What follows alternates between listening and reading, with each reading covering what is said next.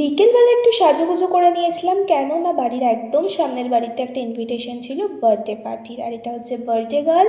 তারপরে কিছুক্ষণ পরেই মাও চলে এসেছিল, আর তারপর এখানে সবাই মিলে বসে গল্প করছিল। তারপর আমি দেখলাম যে এখানে এত সুন্দর করে একটা ডেকোরেশন করেছে ঘরের মধ্যে, যেটা আমার ভীষণ ভালো লাগছিল। আমরা কিন্তু বেশ অনেকটাই লেটে গেছিলাম, তাই বার্থডে সেলিব্রেশন কিন্তু হয়ে গিয়েছিল, আর এখন মোটামুটি সবাই খেতে বসে গিয়েছিল, আর ততক্ষণে আমরাও একটু ছবি তুলছিলাম। তারপরে সবাই মোটামুটি খেয়ে আসার পর এবার আমরা খেতে যাব, কারণ বাড়ির একদম কাছেই, তো তাড়াতাড়ি খাওয়ার কোনো মানেই হয় না। সেই জন্য আমরা একদম লাস্ট ব্যাচে ফাঁকায় বসে একদম আরামসে খাবো। আর মেনু কিন্তু আমরা আগের থেকেই জানতাম, কারণ আগেই আমাদের বলে দিয়েছিল। দিয়েছিল মাটন বিরিয়ানি, তার সাথে ছিল চিকেন চাপ, আর মিষ্টি তো অনেক কিছু ছিলই। খাওয়া দাওয়ার পর বার্থডে গার্লের সাথে একটু ছবি তুলে কেক আর আইসক্রিমটা আমি হাতে নিয়েই এলাম, কারণ তখন কেকটা আমি খাইনি, তাই কেক আর আইসক্রিম নিয়ে একদম সোজা বাড়ির কাছে। আর দেখো বাড়ির একদম পাশেই ছিল।